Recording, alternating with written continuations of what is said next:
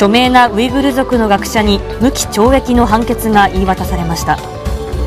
中国のウイグル族の実情をインターネットなどで発信し、国家分裂を企てたとして起訴されたイリハム・トフティ氏に対し、ウルムチ市の裁判所は無期懲役と全財産没収の判決を言い渡しました。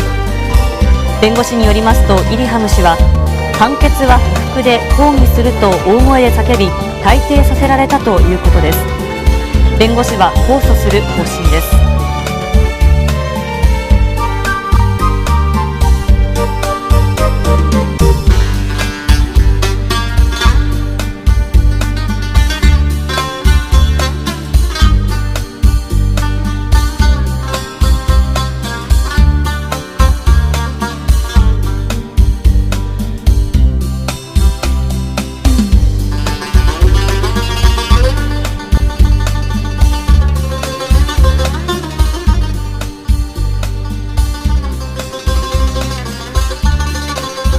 Bizningki davoyimizning moyitininki mustaqillik davosi belgilangan zamin Sharq Turkiston degan bir davlatninki Xitoy tarafidan besilgan bir zamin ekanligini hozir Yaponiya xalqimi chet elliklarni bilib yetgan bu haqqani kurashni bizni qo'llaymiz degan sabab ketildi.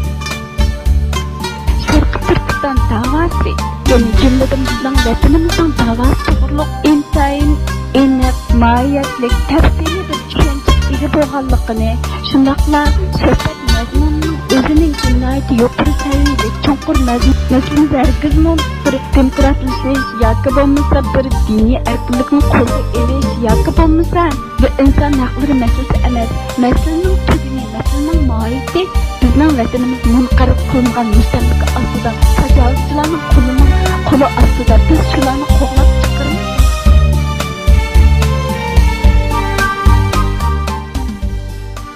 Ben Ahmetçe Osman Efendi'nin 70 şiirini tercüme kıldım. Birinci, bu iki kitapta bilindi. Katlık mukavlık kitap, Katırımı İnsayın Çoğun, İnsayın İkin kitaplık bir kitap oldu.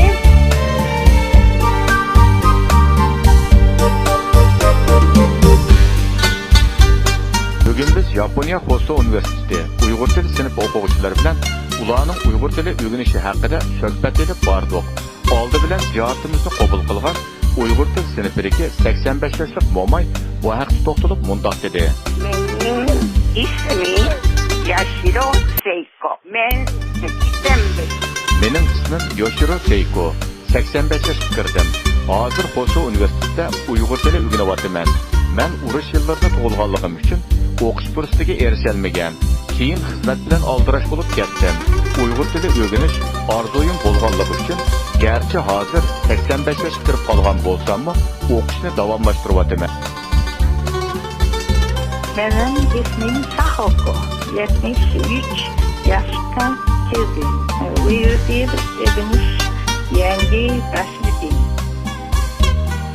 Uyghur tilini birinchi qitim ko'rayotgan, o'rganayotgan odamlar ularni menni ko'rib, biz Uyghur degan millatni, Uyg'urni birinchi qitim ko'rishimizdan deb aslida deydigan vaqtlar bor. Shunga bular uchun Uyg'urlarning o'zi, men Uyg'urlarningki bizning hozirgi tilimizning ahvolini, bizningki hozirgi qo'shnilik ahvol, siyosatning asosida bizning tilimiz hozir qanday bir taqdirga duch kelayotganligini sizlarning Uyghur tili o'rganishinglar uchun qanday bir o'rnak kuch-qudratli hisoblaydiganligini deyman.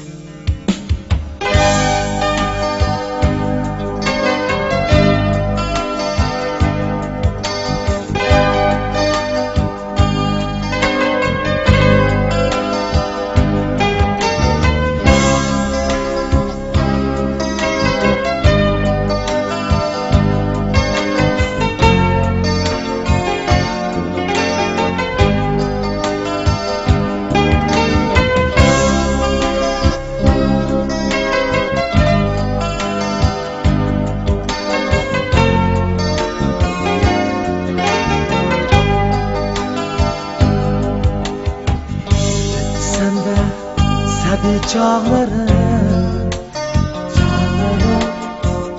gülgü toldu sende bağlarım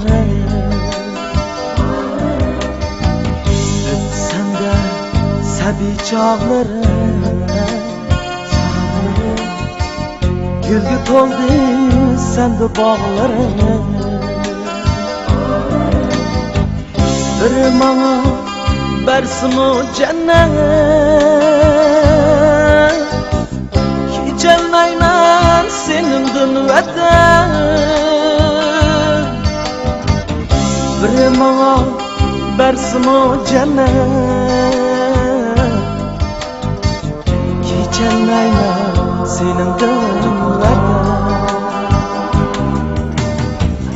kecholmayman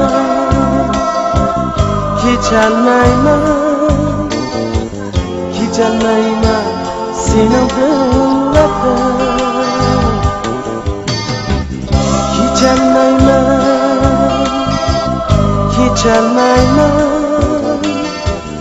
kecholmayman seningdan vatan rahat görmey qalay jafoda mayli sarson bo'lay talada rahat görmey qalay jafoda mayli sarson bo'lay talada mayli duchor bo'lay balaga kecholmayman seningdan vatan mayli duchor bo'lay balaga kecholmayman seningdan vatan kecholmayman seningdan vatan kecholmayman seningdan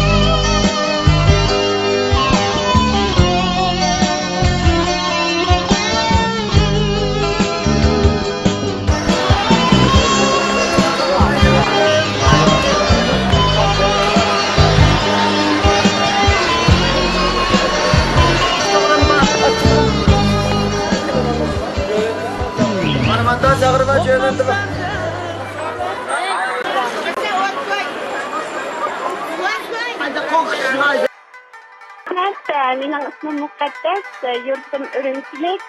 Yaponiyada doktorlikka o'qidim. Kasbim Yaponiya folklori, Yaponiya tarixi, Yaponiya materialshunosligi. Turgandan keyin men oldi bilan Nippon Foto degan NHK televizor stansiyasida Bayringar Center degan yerda Edo Xonyatda bo'lib ishladim. Edo Xonyatni Uyg'urcha degan joyda televizor xabarlarining ostiga yapon tarix tuzilgan ashunday tarjimam. U yerda men 2001-yildan 2012-yilgacha 10 yil ishladim. Men Yaponiya folklorida doktorlikka o'qidim. Mening o'qishim rasmiy yapon folklori. Meningcha doktorlikka dissertatsiyaning asosiy temasi yaponlarning tashkiliy ko'z qarashlari va ularning go'zallik ko'z qarashi bilan bo'lgan munosabat bo'ldi. O'zimizning ishni o'zimiz qila olamiz.